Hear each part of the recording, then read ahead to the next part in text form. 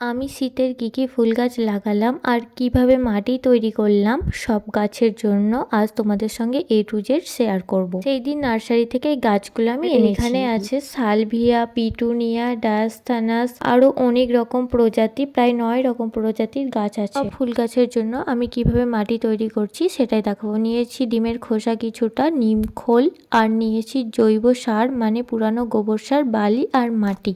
আর এখানে আমি কোনো রাসায়নিক সার ইউজ করিনি, এখানে জৈব সার দিয়েছি, এটাও গাছকে খুব হেলদি করবে। আর নিমখোলটা দিয়েছি গাছে কোনো রকম পোকামাকড় যাতে না অ্যাটাক করতে না পারে। মাটিটাকে ভালোভাবে সমস্ত কিছুর সঙ্গে আমি মাখিয়ে আজ তাহলে সালভিয়া গাছটাকে আমি কিভাবে টবে বসাই সেটাই তোমাদের সঙ্গে শেয়ার করি। চলো, গাছটাকে প্লাস্টিক থেকে খুব সহজে আমি বার করে নিচ্ছি। আর এই কাজটা খুব কিন্তু সাবধানে করতে হবে, কারণ গাছের রুটসে কোনো রকম যাতে না আঘাত পায় সেটাও খেয়াল রাখবে। গাছটাকে বসানোর জন্য এখানে আমি 6 ইঞ্চি টব ব্যবহার করছি, আর নিচে ফুটোগুলো দিয়ে দিয়েছি খোলাম কুচি, তার উপর দিয়ে দিচ্ছি বালি। আমাদের সবসময় গাছ বসানোর আগে লক্ষ্য রাখতে হবে যাতে গাছের জল নিকাশি ব্যবস্থাটা খুব সুন্দর হয়, না হলে কিন্তু গাছ মারা যাবে।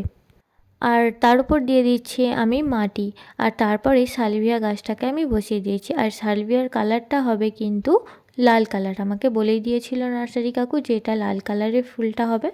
আমার গাছ বসানো কমপ্লিট, এবার এতে একটু জল দিয়ে দেব। আর শীতের সমস্ত চারা গাছগুলো এই পদ্ধতিতেই আমি কিন্তু বসাবো। গাছ বড় হওয়ার সঙ্গে সঙ্গে গাছে কি কি খাবার দেয়া প্রয়োজন আর গাছে বেশি ফুল পেতে গেলে কি দিতে হবে সেই ভিডিও যদি তোমরা চাও তাহলে আমাকে কমেন্ট করো আর এই পেজটাকে ফলো করো। বাই।